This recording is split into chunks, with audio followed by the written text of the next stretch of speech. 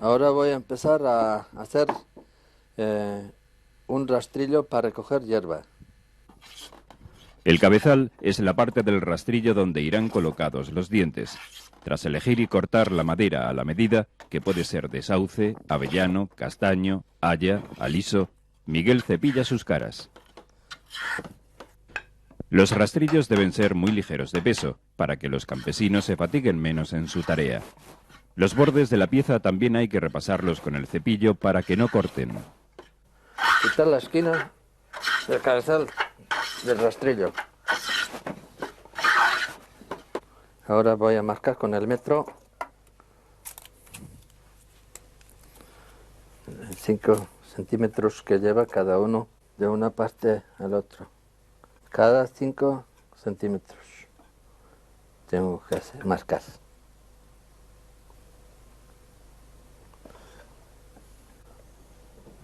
Le hago de 5 centímetros cada diente, un poco más o menos ahí. Marco con escuadra para llevar al otro lado la marca, la misma marca. En las 4 caras del listón de madera, Miguel ha señalado los puntos donde deben colocarse los palos del rastrillo. El gramil es una vieja herramienta cuya función es trazar líneas paralelas al borde del listón.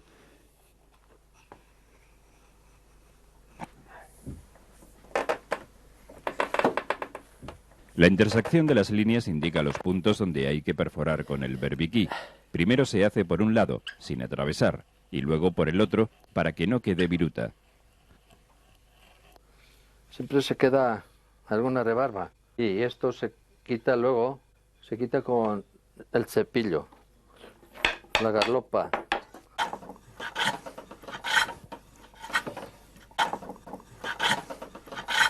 Bueno, esto ahora voy a poner en marcha. Voy a hacer sacar la espiga. Estas marcas se voy a llevar para que sepas de qué lado van, ¿eh? Este rastrillo va a tener 12 dientes y el mango irá colocado en el 6º agujero. Marco de una parte y luego con el otro le hago del mismo sitio, como le lleva ya poca diferencia lleva de un lado al otro. Eso, como estamos acostumbrados a eso. Esto estoy marcando para poner el mango en cabezal y se marca generalmente con falsa escuadra para que vengan más exacto. La unión del mango con el cabezal no es perpendicular y por tanto la espiga debe entrar a falsa escuadra. Los agujeros para tallar el alojamiento de la espiga también deben perforarse a falsa escuadra. Una vez taladrados, se tallan con el formón hasta conseguir la forma de la espiga. Miguel aprendió el oficio de su padre. A los 11 años empezó a trabajar en un taller y luego tuvo que dedicarse a las tareas propias del bosque y lo dejó. Pero cuando volvía de su trabajo se dedicaba a la talla de la madera con su hermano. Antes de ajustar el mango al cabezal hay que redondearlo, labor que consiste en rebajarle los bordes con el cepillo.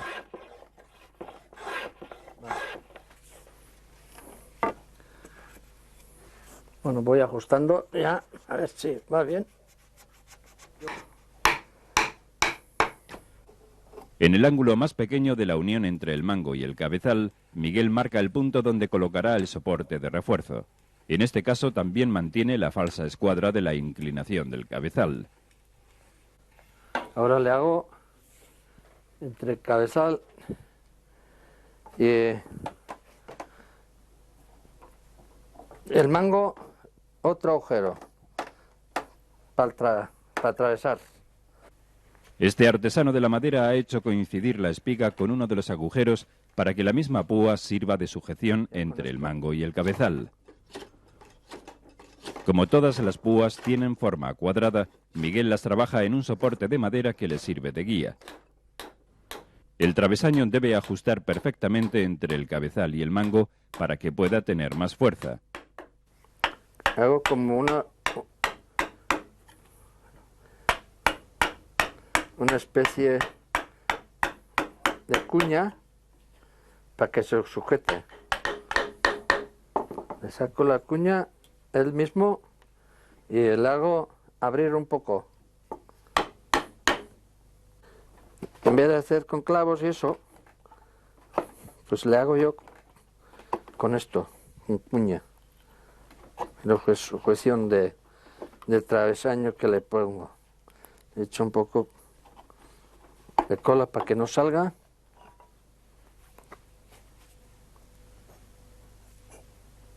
Ahora le meto. Ahora cambio de martillo. Le meto con el martillo de hierro. Bueno, ahora le voy a dar vuelta para hacerle lo mismo del otro lado. Una vez que el cabezal queda fijado al mango, ya se pueden colocar los dientes. Empiezo ya a poner clavijas. 6 centímetros de cabezal a las puntas. Miguel atraviesa los dientes en los agujeros dejando una distancia de 5,5 centímetros como mínimo por cada lado. Bueno, ya está. Estos los dientes se han puesto. Ahora hay que medir un poco más o menos y hay que llevarle todos ya iguales. Esto ahora pongo como regla para medir más exacto, pues ya me vale. Bueno, ahora le pongo ahí. Miguel dispone de una regla cuya anchura es la misma que deben tener las púas y le sirve para marcar la longitud de cada una de ellas. Siguiendo las marcas, el artesano cierra las puntas sobrantes de las púas hasta dejarlas igualadas. Cuando ya se ha secado la cola de la espiga de refuerzo, se pueden cerrar sus extremos. Ahora la espiga. Esto también hay que quitar. Aquí no hay que dejar ni un estorbo. Bueno, le hago sacar un poco puntas, porque si no se agarraría la hierba y se quedaría ahí. Y esto es para que no se agarre, esto es para que resbale.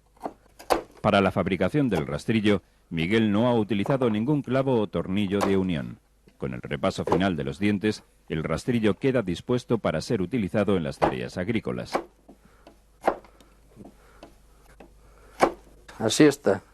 El proceso y la terminación de un rastrillo. Hasta hace algunas décadas, entre los meses de mayo y agosto, Miguel Urroz se ocupaba de la tarea de fabricación de rastrillos y mangos de guadaña. Hoy, los rastrillos apenas se usan, pues han sido arrinconados, junto con otras herramientas tradicionales, por las modernas máquinas de cortar y almacenar la hierba.